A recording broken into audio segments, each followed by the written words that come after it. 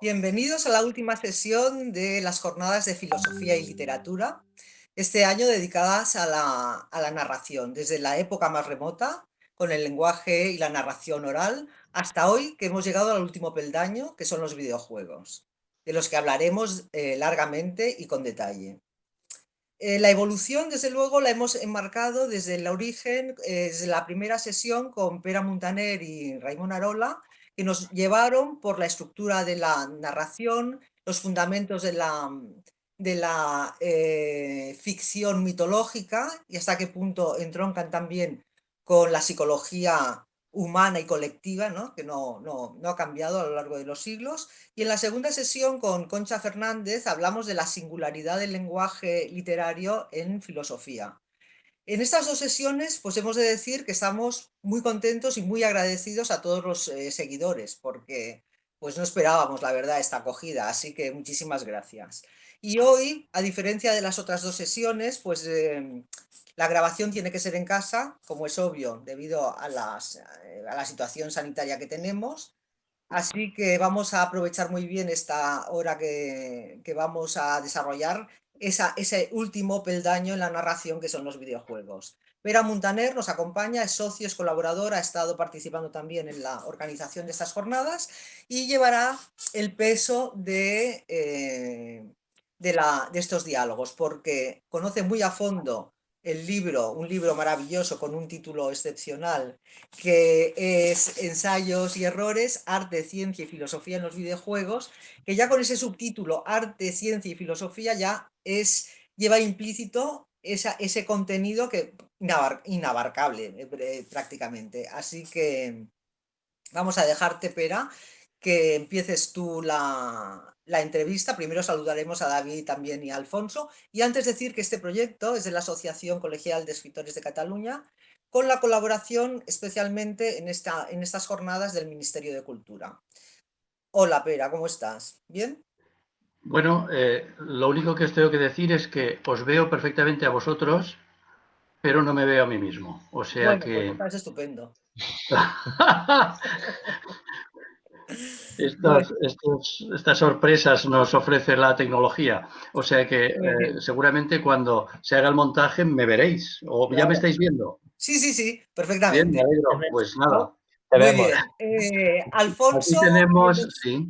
sí, no, voy a saludarles también, Alfonso y David, bienvenidos a este último día de las jornadas y vamos a empezar pues con Pere Muntaner, que os va a echar en la arena del diálogo y veremos cómo se va desarrollando pues esta última jornada. Pere, cuando quieras.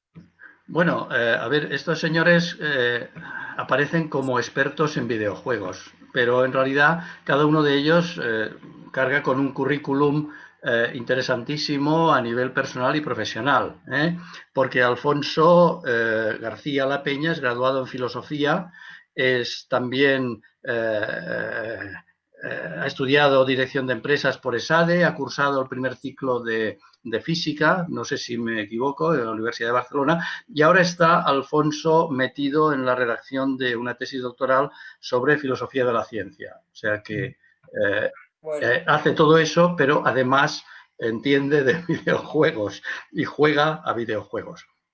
¿Qué es lo más interesante de Es, todo lo que has dicho? que es lo más interesante. Es coautor junto con David Ferragut del libro que has mencionado. David es graduado en Humanidades, trabaja en la Universidad Autónoma de Barcelona y también lleva a cabo un trabajo de investigador en la Universidad de Girona, centrándose en la relación entre pensamiento y cine minimalista. Algún día que nos veamos en directo, David, me explicarás lo del cine minimalista, porque yo no tengo ni idea de lo que es eso. bueno, A veces no bueno, es necesario el saberlo. currículum, sí, pero el currículum de vosotros dos, desde luego, da pie a otras charlas también. Pero ahora, Pera, si quieres empezar un poquito para que definan, para que nuestros Sí, seguidores sí. sepan algo, qué es exactamente un videojuego. Bueno, en realidad la pregunta es todavía más capciosa, porque claro, estáis integrados en un ciclo donde hemos hablado de filosofía, de mitología, de relato, y, en fin, no sabemos ¿qué demonios pinta aquí esto del videojuego? En realidad, ¿qué tiene que ver el videojuego con estas otras cosas tan presuntamente serias?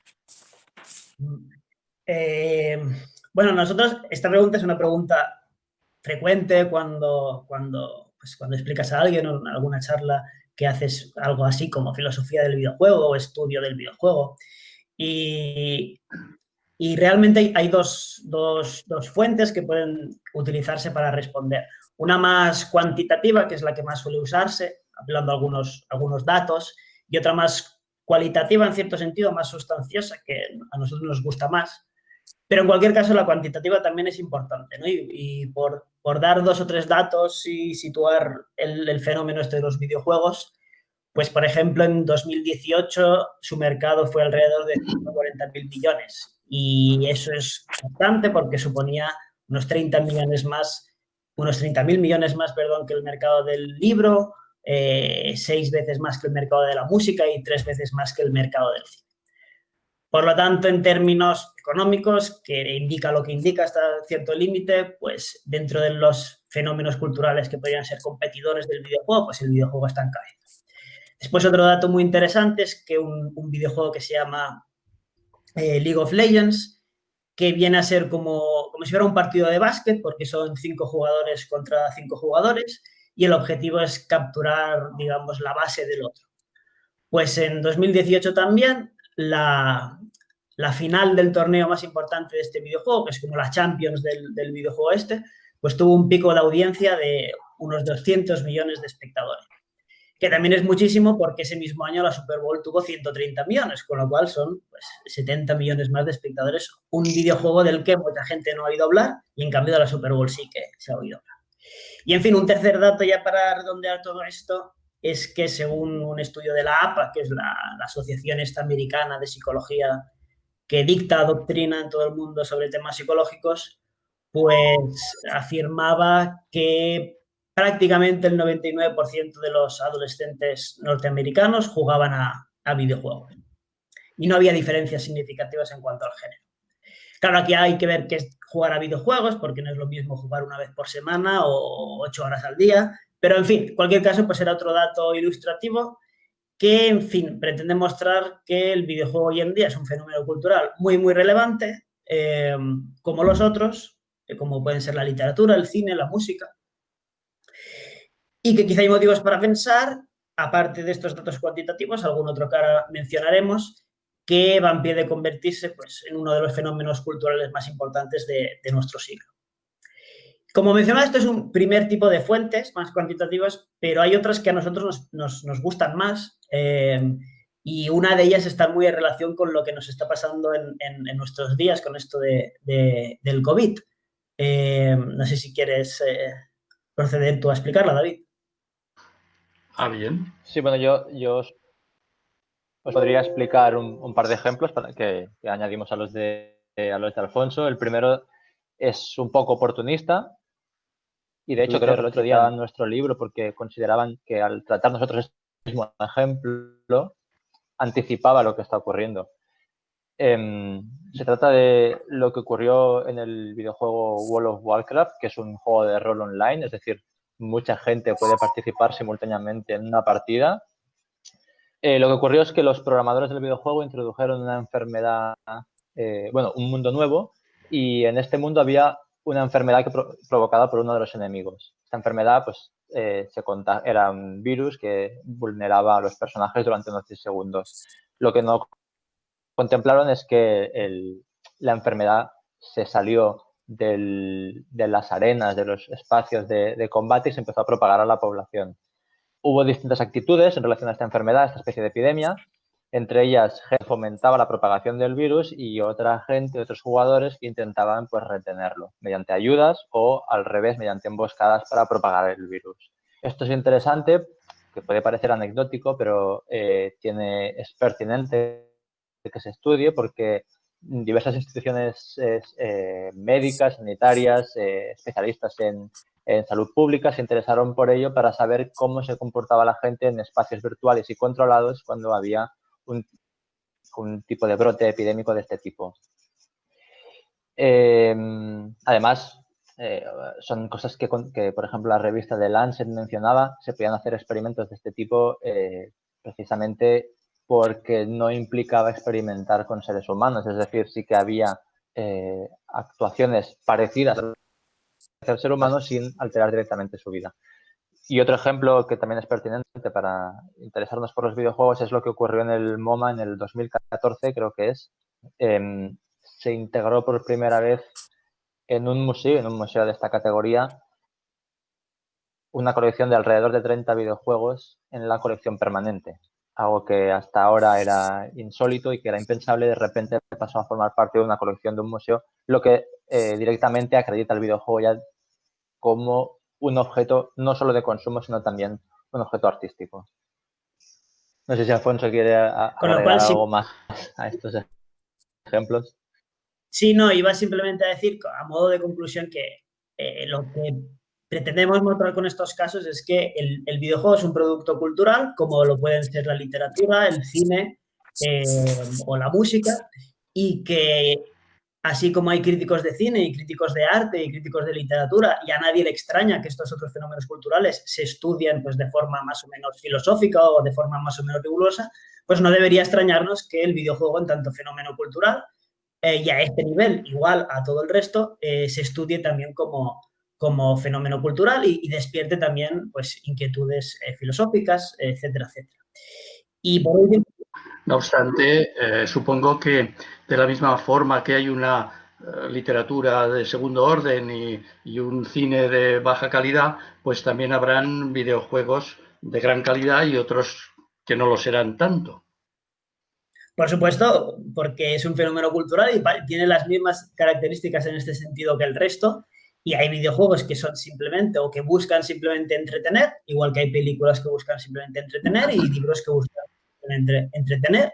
Y en cambio hay literatura, hay películas y también videojuegos, pues que algunas nos incitan a reflexionar, otras nos evocan ciertos sentimientos potentes, estéticos, otras despiertan nuestros imaginarios.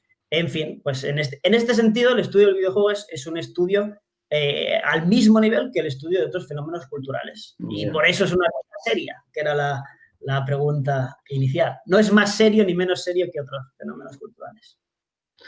En las anteriores sesiones, aquí hemos hablado de narración y ficción, de mitología y filosofía, del papel del relato en los mitos, del papel del relato en la filosofía.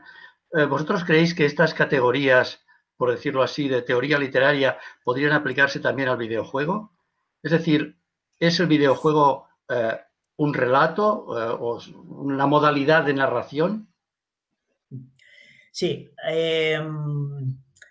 Esta pregunta apela a lo que ha sido uno de los problemas fundamentales de los estudios videojuegos, como suelen llamarse, que se inician institucionalmente en 2001 aproximadamente, con la publicación de una revista que se llama Game Studies, académica.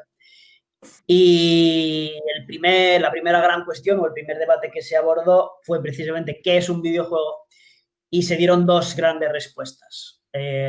Una respuesta que se llamó la aproximación narratológica, que concebía básicamente al videojuego como una narración. Es decir, los videojuegos son en esencia narraciones desarrolladas en un nuevo medio audiovisual y electrónico, pero en este sentido comparten pues, la misma esencia que puede tener la literatura o el cine. Bueno, o el cine, si se tiene una visión narrativa del cine, obviamente. Y por otro lado, la otra gran corriente... Que la hay, exacto. La otra gran corriente, que se vino a llamar aproximación ludológica, no concebía el videojuego fundamentalmente como una narración, sino fundamentalmente como un juego. Y aunque parece un poco tautológico, pues en el detalle no lo es. Y para esta otra propuesta, los videojuegos eran juegos, en esencia, desarrollados en un nuevo medio electrónico, audiovisual, etc. Por lo tanto, bajo la primera aproximación, que la realizaron sobre todo estudiosos que venían pues, del ámbito de los estudios literarios, allí sí que encontraron muchas relaciones entre el videojuego y la narración. Y es evidente que hay muchos videojuegos que comparten muchas características narrativas y que se pueden aplicar pues, esquemas de la narrativa tradicional a analizarlos. No obstante, aquí el problema que señalaron los de la otra corriente, digamos, los ludólogos, es que los esquemas narrativos tradicionales fallan en muchos puntos en el caso de los videojuegos. Un ejemplo evidente, y al final todo se desprende del problema de la interacción, porque en un videojuego interactuamos y en cambio en la narrativa clásica no hay interacción, sino que simplemente pues, estamos recibiendo un contenido sin modificarlo lo más mínimo. Por ejemplo, Frasca llamaba esto a que las formas clásicas de arte representan, mientras que los videojuegos simulan.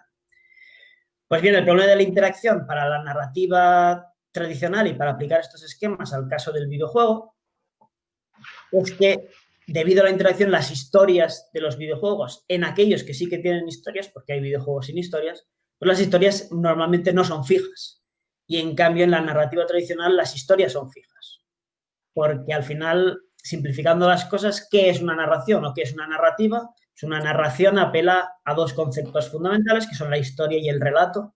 La historia es un conjunto de acontecimientos en orden cronológico y el relato es la estructuración de esta historia, ¿no? Pues la historia de Caperucita Roja es Caperucita que sale de su casa, que se encuentra con el lobo, etcétera, etcétera, y el relato la forma de estructurar estos eventos, que podría ser, por ejemplo, Caperucita llega a casa de su abuelita y en ese momento recuerda que por la mañana salió de su casa y se encontró con el lobo, etcétera, etcétera. Y la narración es, pues, juntar estas dos cosas. Una narración es el relato de una historia. Pero la historia, desde el punto de vista tradicional, es eso, siempre una cadena fija de acontecimientos. Y en un videojuego, aunque podemos hablar, nos parece que hay una historia, no encaja bien en esta concepción, porque cualquier partida que hagamos en un videojuego, aunque tenga una historia y la estemos siguiendo y construyendo, la concatenación de acontecimientos va a ser diferente forzosamente, ¿no? Y, por ejemplo, pues en Super Mario Bros., si es que Super Mario Bros. Tiene una historia, pues podemos llegar a salvar a la princesa sin perder una sola vida o perdiendo muchísimas, podemos matar a todos o los enemigos o no matarlos, en fin. Los caminos son muchísimos. Y por eso algunos narratólogos pues, se han inventado nuevas formas de concebir una historia, como un árbol con muchos caminos, pero en esencia hay algo que falla en la aplicación tradicional de los conceptos de la narrativa. Aún así, es innegable, y esto están de acuerdo todos, en que se puede aprender mucho de aplicar la narrativa al videojuego, y hay muchos modelos muy satisfactorios, uno en especial que seguramente comentaremos luego, el modelo de Arce. Y en fin, la conclusión un poco es que aunque los videojuegos no son en esencia narrativas, son casi narrativas y que se puede aprender mucho de analizar un videojuego con las herramientas narrativas. Bueno, pero esto también puede aplicarse a la inversa. Aunque los videojuegos son juegos, no son del todo juegos. Efectivamente. Eso es, lo que ha ocurrido con el videojuego es que el videojuego se ha encontrado en una situación muy similar a la que ocurrió con el cine cuando empezó, porque también en los comienzos hubo una especie de dualismo en relación a cómo es la estética del cine o qué es aquello que es propio del cine. Por ejemplo, las dos corrientes más reconocidas en este sentido es la corriente que tiene que ver con lo documental, el cine como algo realista, y esto vendría pues de los Lumière. No sé si habéis visto películas que se producían en los estudios de los Lumière o por la empresa de los Lumière. Consistía en fijar la cámara en un paisaje y dejar que ocurrieran cosas hasta que terminaba la cinta, casi como una postal en movimiento, o escenas domésticas, por ejemplo.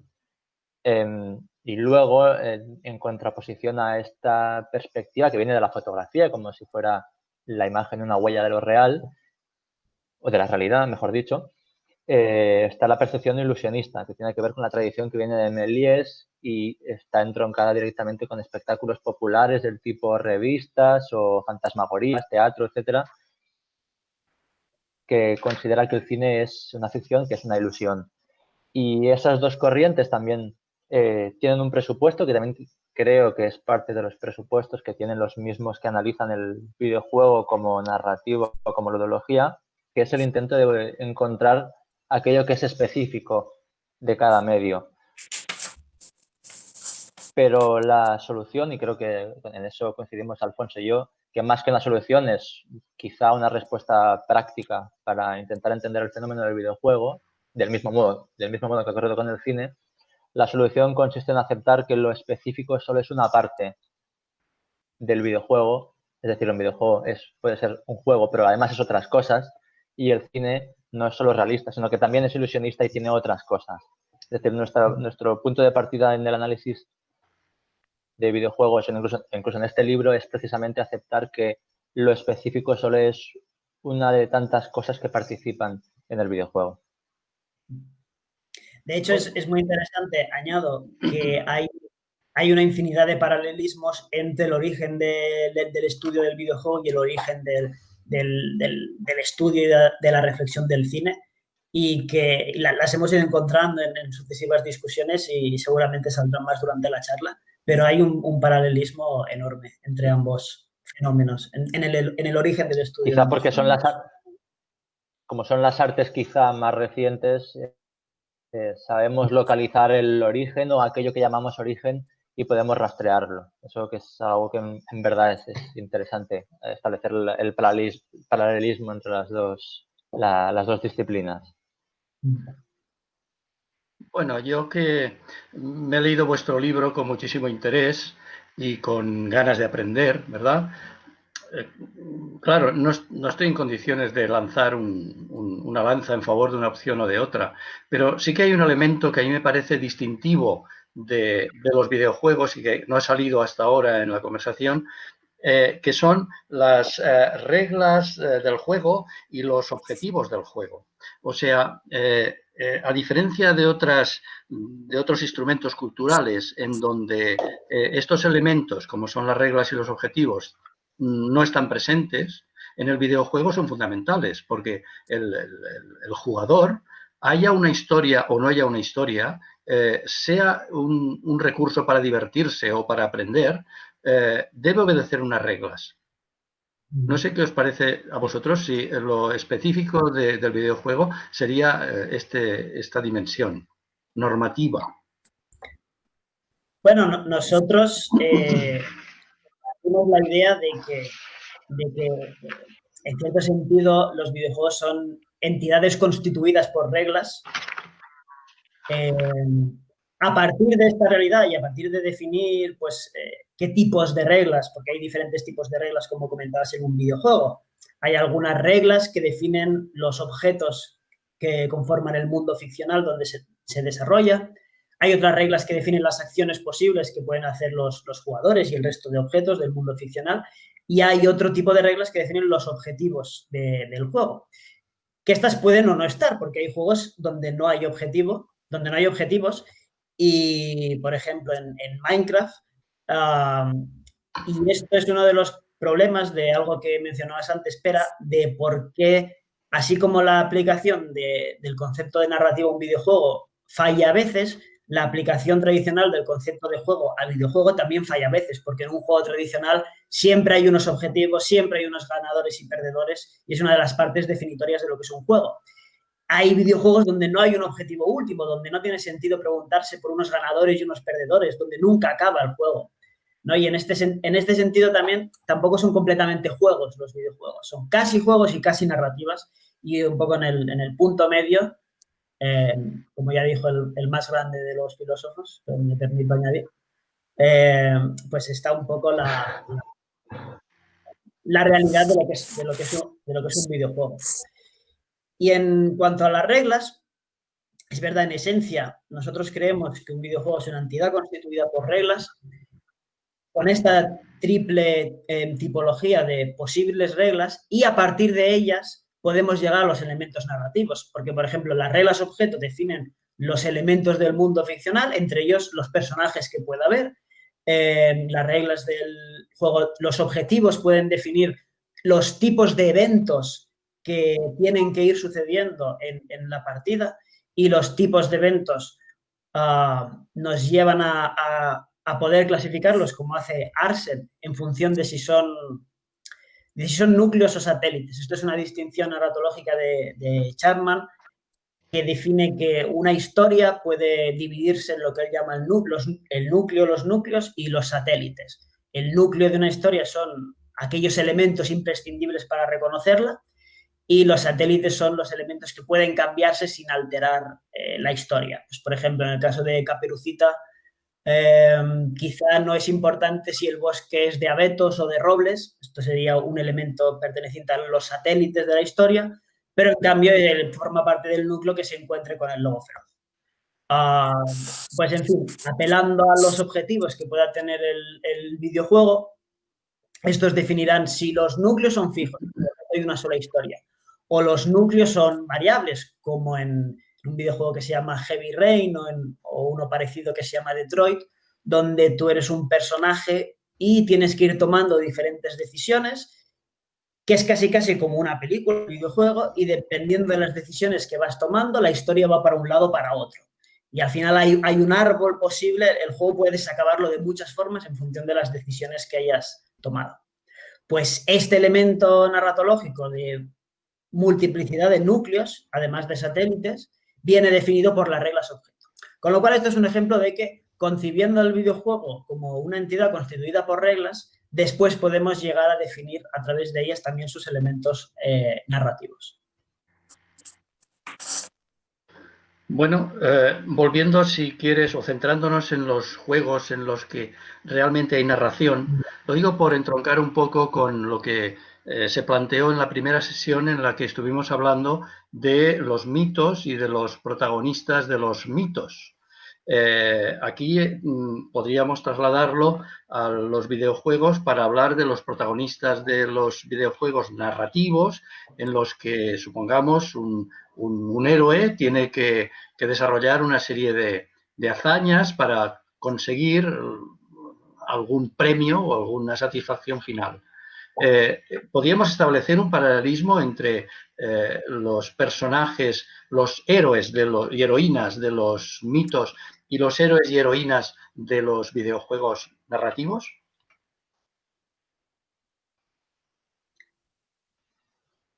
¿Quieres proceder tú, David?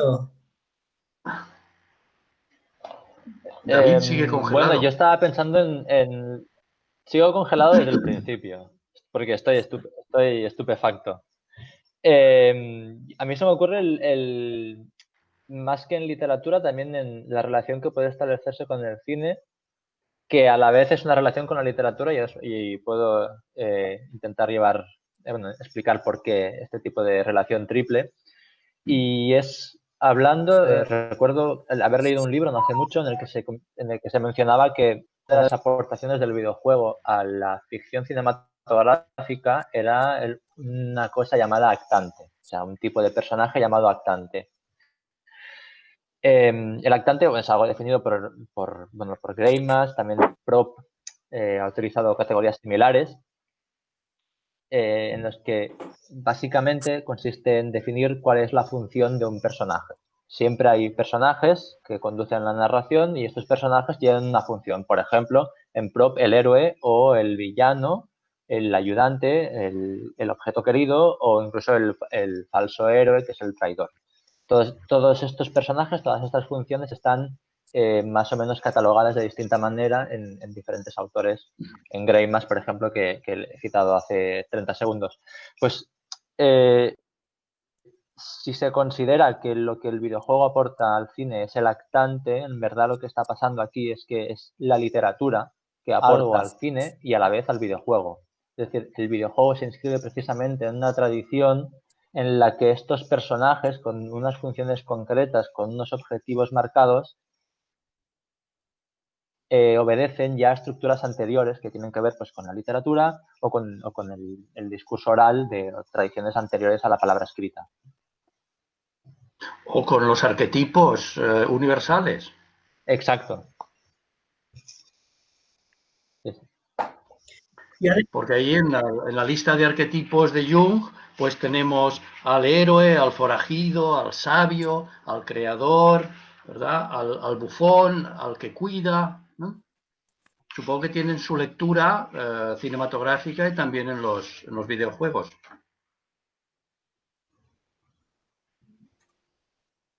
Así es. Yo además añadiría dos ideas respecto a la relación que puede existir entre los mitos y el videojuego.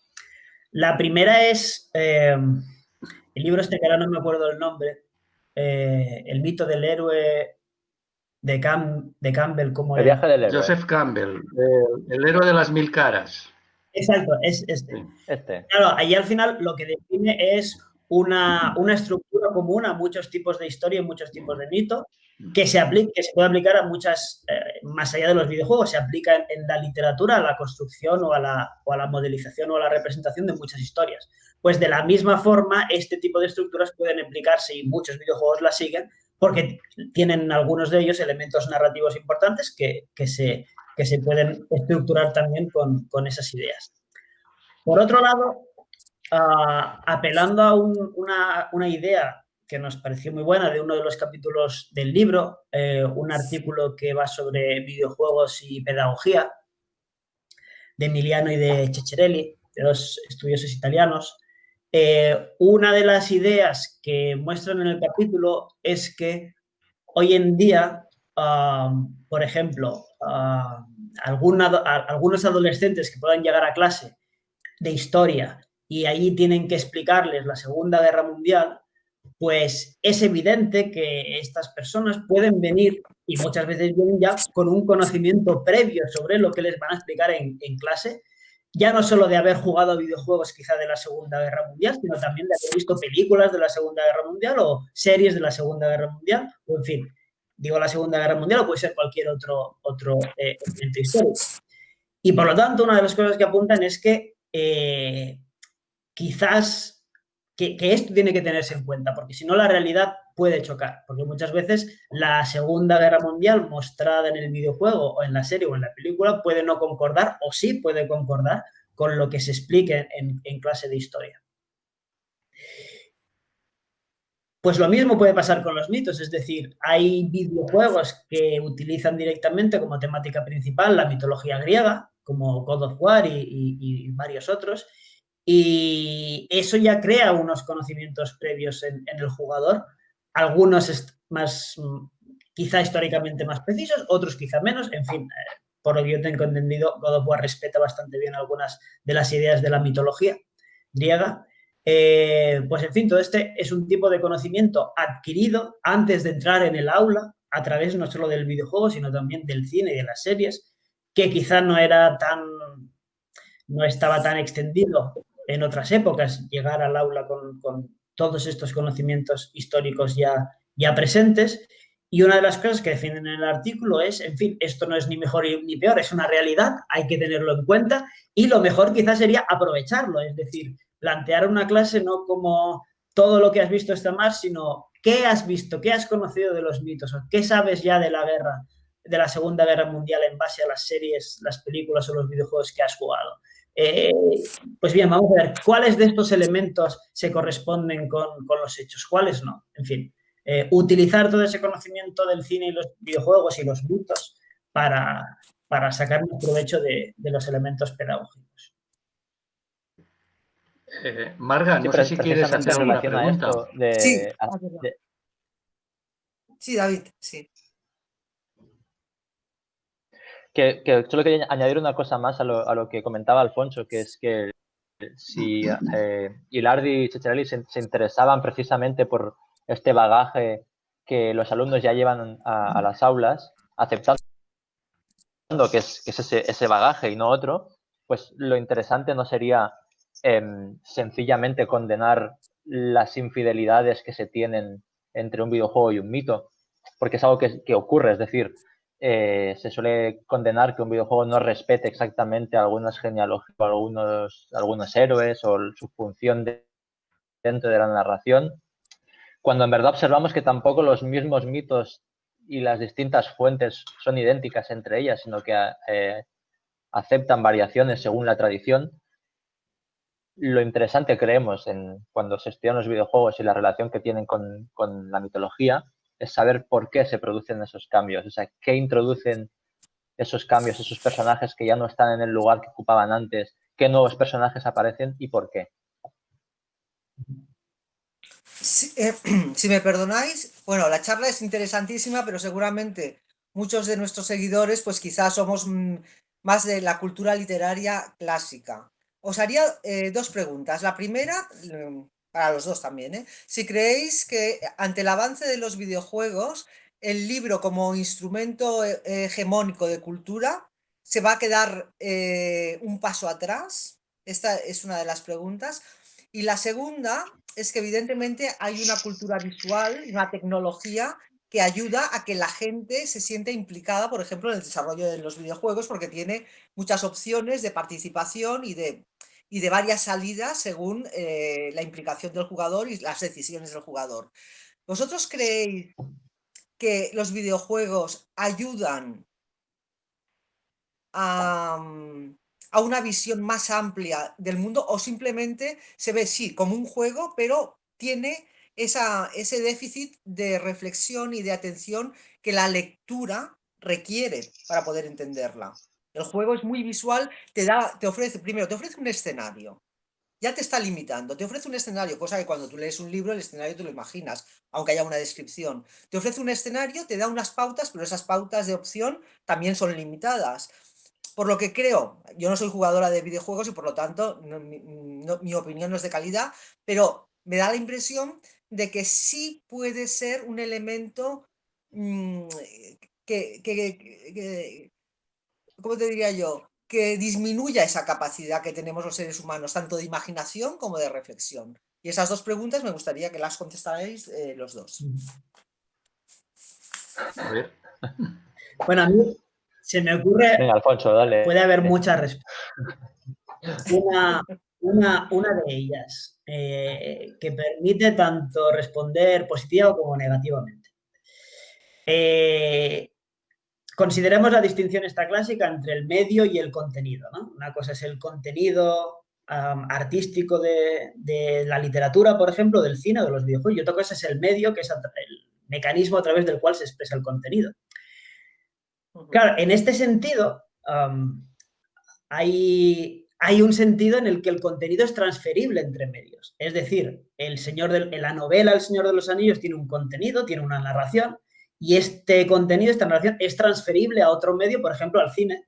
Y la película El Señor de los Anillos y el libro El Señor de los Anillos, en algún grado, seguramente bastante elevado, comparten el contenido. Es decir, que en esencia transmiten el mismo contenido, solo que a través de medios diferentes. Y aquí podemos enfocarlo de dos formas.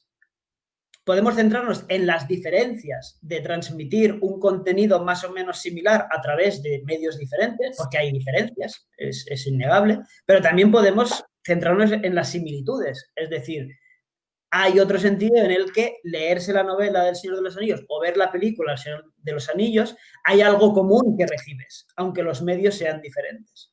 Pues en el caso de los videojuegos podemos apelar a la misma idea. Es decir, los videojuegos son otro medio, pero que puede compartir el mismo contenido o un contenido aproximadamente muy parecido con los contenidos de la literatura o los contenidos del cine, porque el contenido hasta cierto grado es transferible entre medios. Entonces, en este sentido, leerse la novela de Harry Potter o jugar al videojuego de Harry Potter, bueno, en este caso no, porque no es muy bueno, pero si lo fuera, el contenido podría ser, la función del contenido sería similar independientemente del medio. Entonces, en este sentido positivo, sería indiferente casi el medio que utilizaras y no sería negativo acceder a ciertos contenidos a través del videojuego. Por otro lado, podríamos centrarnos, como decía, en las diferencias. Y quizás sí que podemos encontrar que, dependiendo del medio, los contenidos se disfrutan o se reciben de formas diferentes. Y allí, pues quizá alguien podría argumentar que la forma en que se recibe el contenido del libro tiene mejores atributos que la forma que se recibe el contenido a través del medio videojuego. Pero, en fin, esto sería una discusión en la que podríamos entrar y habría argumentos a favor y en contra. Y alguien podría hablar de que sí, en el videojuego, como mencionabas, Marga, La imagen ya está dada y por lo tanto no imaginas, pero hay otros muchos sentidos en el que el videojuego sí imaginas y hay otros muchos sentidos en el que el mundo ficcional que presenta un videojuego es infinitamente más rico que el mundo ficcional que puede presentar cualquier novela, porque la novela está mucho más limitada en presentar los detalles del mundo ficcional. En cambio, un videojuego puede ofrecer un nivel de detalle del mundo ficcional que no tiene ningún otro medio. En fin, que hay diferencias y que podríamos centrarnos en ellas y discutir al respecto, pero a mí me gusta más mostrar el grado de parecido y de similitud que hay, y en ese sentido todos los medios son buenos hasta cierto punto y útiles para acceder para acceder a los contenidos que podríamos llamar estéticos o artísticos, y en este sentido el videojuego es totalmente capaz, como los otros medios, de proveernos de buen contenido estético. Sí. David, ¿qué opinas sobre la cuestión de que, al menos esa es mi sensación, de que el videojuego desplazará de una manera casi decisiva la lectura, a la lectura? ¿Y por qué digo eso? Porque, por ejemplo, en los últimos estudios sobre hábitos de lectura en España, creo que del 2017 solo un 37% de la población entre 15 y 50 años lee algún libro al año. ¿Qué quiere decir eso? Que cuando yo escucho vuestras cifras colosales que mueven los videojuegos, la gente que se implica en los juegos, evidentemente habrá muchísima más gente que sea usuaria de videojuegos que no de la lectura de libros. La lectura a lo mejor pasará a ser parte de una instrucción académica, pero probablemente la distracción, y en eso, mira, recojo aquella frase visionaria de Samuel Johnson hace 3 siglos que decía: la gente leerá libros hasta que no salga algo que le distraiga más. Y en este caso creo que ha salido algo que distrae más, que son los videojuegos. Así que sí, que mi impresión es que sí que va a desplazar la lectura. No sé, ¿qué decís? Bueno, yo no sé si creo que no estoy capacitado para oponerme a este tipo de encuestas que consideran que el hábito de lectura es catastrófico, pero me interesaría saber cuál es el historial, es decir, el progreso que tiene la cantidad de lectores. Es decir, si ahora hay menos lectores que antes. Yo en este sentido no estoy tan seguro de que ahora haya menos lectores que hace 300 años. Es decir, no me posiciono del lado de los melancólicos, como dice Jordi Gracia, ni de los apocalípticos, como diría Humberto Eco. Sí, sí.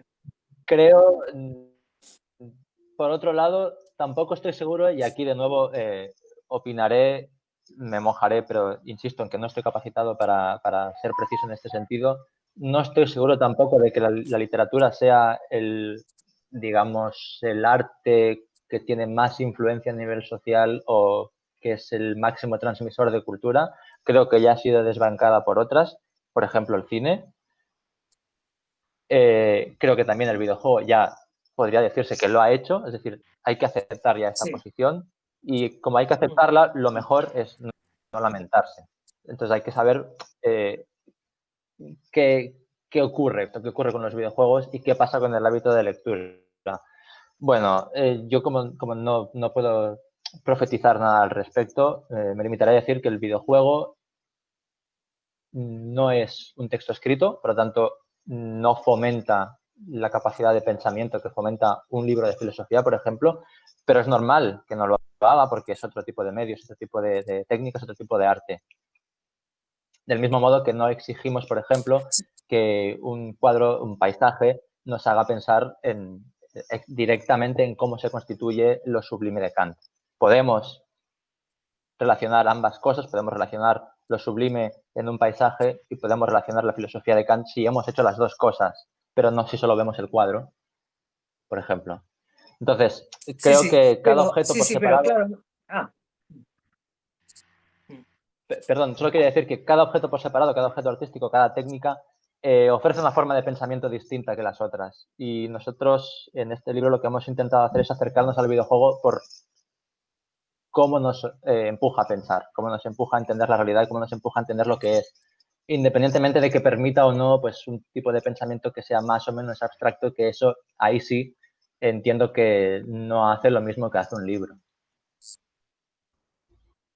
Bueno, en el libro hay alguna mención a juegos filosóficos. No sé si puede ponerse entre comillas lo de juego filosófico, pero mencionáis un juego que yo desconozco que se llama Portal, que es un juego en el que el jugador y el propio juego llevan a una reflexión sobre la constitución de la realidad. Si no lo he entendido mal. David, ¿quieres proceder? No sé, bueno, yo os puedo he metido en explicar un el brete. juego Portal a través del mecanismo. No, a través del mecanismo del juego puedo explicar, resumir muy brevemente cuál es la tesis del artículo.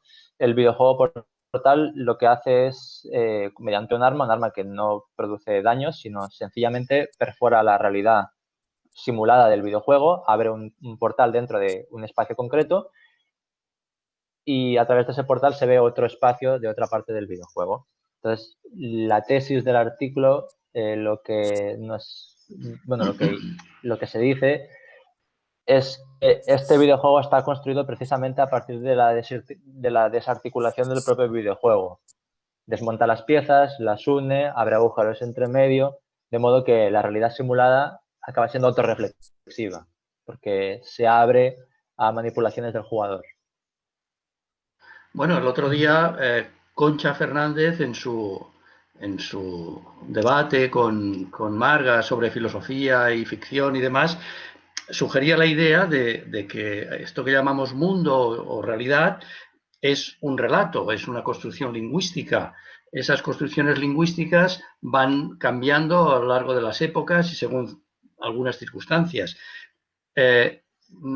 ¿Cuál sería el relato sobre la realidad que construyen los videojuegos? O sea, ¿existe una lectura de la realidad distinta a la convencional a la cual los videojuegos nos den acceso?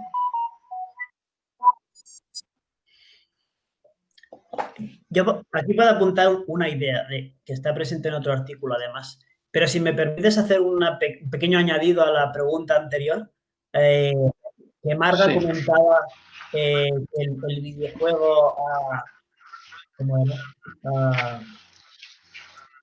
ha perjudicado al libro, ha hecho que... Desplazado, más que perjudicado, no me salía la palabra, ha desplazado. Es cierto, aunque ha sido seguramente el cine o las series quien primero han reemplazado al libro, ¿no? Porque son anteriores, son un medio cultural anterior al videojuego. El videojuego ha venido después y ya se ha encontrado, en cierto sentido, esta realidad del libro desplazada. Quizá ha ayudado a expandirla en algún grado, pero en todo caso, si hay que culpar a alguien, yo culparía primero al cine, que estaba antes. No, en fin. Quería decir, respecto a lo que decías ahora, espera, el videojuego presenta una ficción, como no puede ser de otra manera, presenta un mundo ficcional. En principio podemos aceptar una distinción clásica entre la realidad y la ficción, donde la realidad es lo que es el mundo, y la ficción pues, es algo diferente a lo que es el mundo. La ficción se comporta haciéndonos tener actitudes no de creencia, sino de como si esto fuera verdadero, esto que se nos está presentando. Y en este sentido hay un artículo del libro muy bueno que se llama el videojuego de ciencia ficción como acción política, creo que era. Bueno, que viene a defender la tesis de que los mundos ficcionales que nos presenta el videojuego, primero de todo, nos muestran realidades posibles que pueden ser. Y en ese sentido abren nuestro horizonte más allá de lo real. Y segundo y más importante, que podemos establecer una relación entre lo que hacemos en el videojuego y lo que haríamos o hacemos en el mundo real. Y por lo tanto, nuestras acciones en el videojuego son, en cierto sentido, como dice el artículo, acciones políticas, en el sentido de que pueden llegar a considerarse incluso moralmente cargadas. Y hay muchos videojuegos que te presentan esta posibilidad donde te dan a elegir diferentes opciones, algunas que diríamos representantes del bien y otras que diríamos representantes del mal, y ponen al jugador ante esta encrucijada y tiene que elegir qué hacer. Nunca nos olvidamos que es una ficción, claro, y sabemos que hacer el mal no tiene repercusión más allá de destruir a un personaje que son unos y ceros, y no es un ser real, ¿no? Pero bueno, esto es algo propio de la ficción y que no es algo, en otro sentido, propio del videojuego, sino que en otros medios, como comentaba antes, en el cine, en la literatura, también podemos encontrarnos esta oposición entre lo real y lo ficcional y todas las peculiaridades que tiene lo ficcional sobre nosotros cuando entramos en ello. A mí Bueno, me gustaría... creo que llevamos sí, ya casi... David. No, digo que llevamos casi una hora. sí, Si quieres ahora concluir, David, y después os haré una pregunta a los sí. dos también, y Pera, la que quiera, ya para concluir. Sí, David. Vale, pues intentaré ser muy breve. En relación a lo que decía Alfonso y a lo que preguntaba Pera, si los videojuegos nos permiten pensar en el mundo, ¿no? De otro modo, o de qué manera nos permiten pensar el mundo los videojuegos. Yo pondré dos ejemplos muy rápidos, también con un presupuesto, que es que cualquier arte, cualquier técnica siempre se retroalimenta con la filosofía, con el pensamiento. Por poner ejemplos de manera un poco gruesa, pero para que quede más o menos apuntado, la fotografía y el realismo literario se retroalimentaron. Y el cine y la fenomenología, por ejemplo, en filosofía, también. Pues con el videojuego creo que pasa algo similar. En los años 80, 90 y hasta ahora ha sido muy importante el análisis de los medios de comunicación, de la realidad virtual, de lo que es la simulación. Por poner ejemplos del análisis de la simulación, pues desde Baudrillard, Taleb Manovich, que son quizá de los más conocidos. El estudio de los videojuegos es importante en el sentido de que plantean simulaciones en las que la interacción es directa, y en este sentido sí que se ha estudiado el videojuego, no tanto solo para entender el videojuego, sino para entender otras formas de relación con simulaciones que median entre relaciones. Y por otro lado, una corriente relativamente nueva, por citar un ámbito de estudios de la filosofía, que es el llamado realismo especulativo, que incluye muchas variaciones. Uno de los pensadores relacionados con el realismo especulativo se llama Ian Bogost y es programador y analista de videojuegos. Por decirlo de manera muy rápida, el realismo especulativo se interesa otra vez por recuperar el objeto en la filosofía. Si hasta, según el realismo especulativo, los últimos 40 años han estado copados por el análisis del sujeto, de qué es el sujeto, qué es el individuo, qué funciones tiene, si es fundador de realidad, si está dominado por estructuras, instancias políticas, etcétera. Lo que hace el realismo especulativo es modificar eso e interesarse de nuevo por el objeto. El videojuego plantea precisamente un objeto que parece estar pensando y parece estar actuando. Y precisamente por eso es un objeto de análisis interesante para estas corrientes. Sí. ¿Alguna cosa más? ¿Quieres decir, Alfonso, algo? No, si quieres, continuamos con otras cuestiones. Bueno, aquí la cuestión última, porque claro, más de una hora tampoco nuestros seguidores no sé si tendrán tanta paciencia. Me gustaría también deciros una cosa, que de lo que más me apasiona de los videojuegos es ese punto del que habéis hablado al principio, en cuanto sirve también como simulación de una realidad tanto como para aprender un conocimiento, como también como un comportamiento social o psicológico, el hecho de simular. Por lo tanto, esto ya me parece una aportación fundamental. Y para mí la última pregunta, y que Pera después ya dirás lo que creas conveniente, es: ¿vosotros creéis que aún le queda un salto evolutivo al videojuego que englobe aún más facetas de la vida humana y del conocimiento? ¿O hemos llegado a un punto que probablemente es difícil ya una evolución mayor? Eso probablemente no, porque siempre que alguien ha pensado que ya hemos acabado algo, nunca ha sido así. Por lo tanto, haciendo inducción, diríamos que lo más probable es que aún le quede mucho al videojuego. Pero como un ejemplo de lo que mencionabas y de los posibles saltos que puede tener,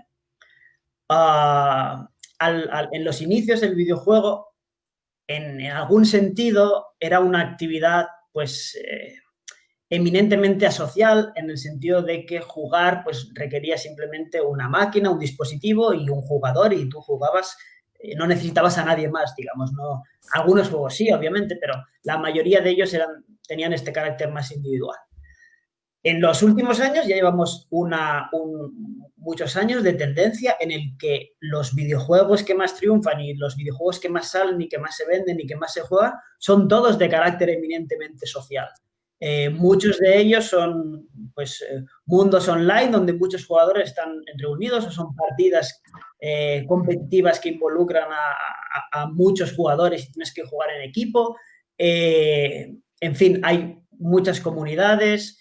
¿Qué quiero decir con esto? Que allí ya ha habido un movimiento evidente del paso del videojuego de ser eminentemente algo más asocial, y asocial no en sentido negativo, forzosamente, eso es una etiqueta aparte, ¿no? Porque la lectura es asocial, pero no le colocamos la etiqueta negativa.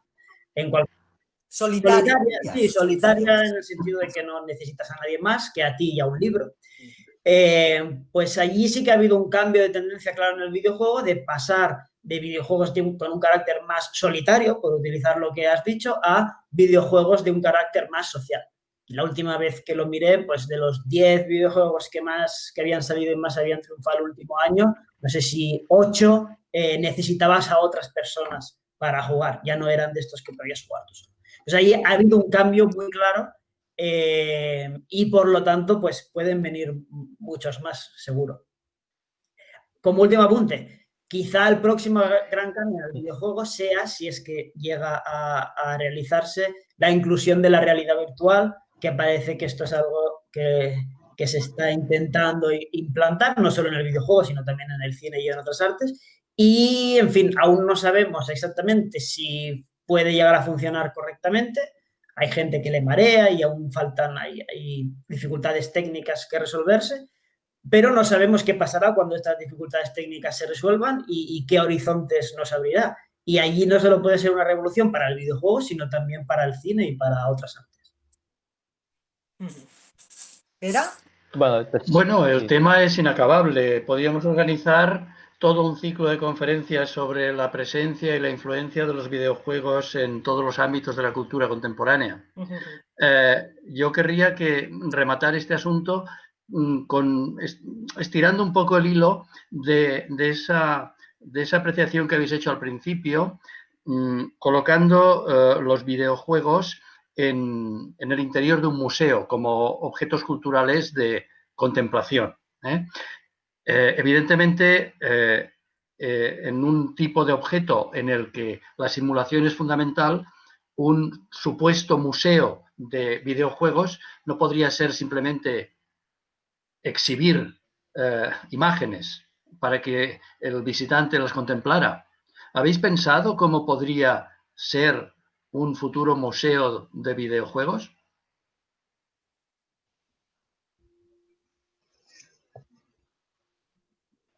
David, si quieres... Bueno, si quieres, Alfonso, pensamos en ello brevemente una vez y consideramos así de manera muy general que los museos de videojuegos que hasta ahora se han hecho, o las exposiciones que hasta ahora se han hecho, oscilan entre dos puntos: o respetan el carácter relativamente sagrado del museo como espacio de veneración y culto, o son ludotec, o distancia absoluta con la pieza, o una proximidad que quizá le resta un poco de importancia al videojuego.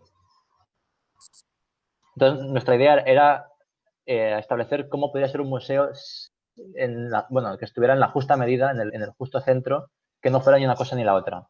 Y para ello, además, contemplamos pues cómo es el videojuego, y sabemos que el videojuego es un tipo de arte que es reproducible, algo que, igual que es el cine, por ejemplo, la fotografía, como decía Benjamin, y que por tanto es múltiple y no único. Normalmente los museos albergan piezas únicas, las bibliotecas y otro tipo de centros, pues piezas múltiples. Así que nuestra idea era pues, fijar exhibiciones del videojuego que contemplaran estas 4 coordenadas. Y pensamos en cuatro maneras de hacerlo. Una muy sencilla es, por ejemplo, hacer un videojuego que sea único y que solo esté en un museo concreto, que dure 10 minutos la partida y que nadie pueda pues, fotografiarlo, salvo pues, relatarlo mediante palabras. Teníamos otro ejemplo relativamente banal, pero que creemos que es, además explicaría cómo es la naturaleza del videojuego, que es utilizar un videojuego comercial como Mario Bros, fijarlo en 25 pantallas, 5x5 por ejemplo, y que todas estuvieran apagadas. Aparece un jugador, juega, la pantalla primera se enciende y la partida queda registrada. Aparece el segundo jugador, se abre la segunda pantalla y se registra la segunda partida, y así hasta 25. Con esto veríamos que un solo nivel de un juego como Mario, un juego que todo el mundo tiene en casa o que puede comprar en cualquier momento, tiene infinitas variaciones porque las 25 partidas serían todas ellas distintas. De este modo nos alejamos de la idea de la unicidad porque hay 25 pantallas y 25 juegos, pero a la vez vemos una exposición única en un museo en un momento dado que es solo esa combinación de 25 pantallas variables. A mí me gustaría añadir algo más solo por cerrar. Sí. Ah, bueno, nada. No pasa nada, no pasa nada. Di, David. No, di. Ah, bueno, a la pregunta que has hecho antes, Alfonso, que yo me he quedado con las ganas de responder, solo quería decir 2 cosas muy deprisa. Al principio he citado a The Lancet, que se interesaba por el videojuego World of Warcraft por el tema de las epidemias. He dicho que creo que se interesaba por el hecho de que corrige problemas éticos que la experimentación con humanos sí tiene. No estoy seguro que fuera de Lancet, lo que sé es que de Lancet se preocupó por ese videojuego. Es una especie de fe de ratas esto, disculpad. Bueno. Lo segundo que quería decir es cuál es el límite del videojuego. Ya que es una pregunta que ha hecho de cuál es el futuro del videojuego, yo sé que el videojuego tiene un límite, como prácticamente todo lo que produce el ser humano, que es la muerte. Y hay una serie de novelas de Philip K. Dick, el neuromante, este es de William Gibson, el neuromante, que es un personaje que vive solo en la red, o una de Philip K. Dick que se llama Ubik, que son personajes que no saben si están vivos o muertos. Incluso hay un capítulo de Black Mirror, que no recuerdo ahora exactamente cuál era, en los que la simulación está después de la vida. O sea, a mí me gustaría un videojuego que nos prometiera el paraíso. Muy bien. Genial sería. Muchas gracias. Bueno, si me permites, Marga, agradeceros tanto a vosotros como a la CEC el haber pues, confiado en nosotros y en darnos la oportunidad de estar aquí hoy y para hablar de estos temas. Así que muchas gracias. Bueno, muchas gracias, de pues verdad. gracias a vosotros y el tema es tan interesante, como dice Espera, es tan interesante lo que nos cuentan Alfonso y David, que creo que sí hay posibilidades el próximo año de hacer una jornada ya más específica sobre una cuestión más concreta de los videojuegos o tanto solo la narrativa, pues quizás podríamos hacerla si os va bien. Y ha sido una lástima, David, que se haya cortado tantísimo tu intervención mi visual. conexión es un desastre, Esperemos lo siento. Lo siento. A ver si puede arreglarlo No pasa nada. Vicens. Bueno, y al menos los audios creo que han salido bien porque se te escuchaba bien. Y bueno, y por hoy y por Perfecto. este año, las jornadas. Bueno, las jornadas de filosofía y literatura. Ponemos el punto final. Pera, ¿quieres decir algo? Nada, que estoy muy contento de haber podido participar en estas jornadas tan dinámicas. Muy bien, pues muchísimas gracias a todos y hasta muy pronto. Hasta luego. Gracias.